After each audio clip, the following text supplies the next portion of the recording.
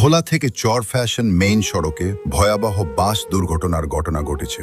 আজ সকাল আনুমানিক ৮:৩০ বোরহানউদ্দিনের কেরামতগঞ্জ এলাকায় চট্টগ্রামগামী সোহাগ পরিবহনের একটি যাত্রীবাহী বাস নিয়ন্ত্রণ হারিয়ে রাস্তার পাশে পড়ে যায়। দুর্ঘটনায় বেশ কয়েকজন যাত্রী আহত হয়েছেন বলে প্রাথমিকভাবে জানা গেছে। স্থানীয়রা দ্রুত ঘটনাস্থলে পৌঁছে আহতদের উদ্ধার করে নিকটস্থ হাসপাতালে পাঠান। দুর্ঘটনার সঠিক কারণ এখনও জানা যায়নি, তবে ধারণা করা হচ্ছে চালকের নিয়ন্ত্রণ হারানোর কারণেই এ দুর্ঘটনা ঘটে। এ বিষয়ে বিস্তারিত তথ্য জানতে লালমোহন নিউজের সাথেই থাকুন। Rafi Hossain, Lalmohan news desk.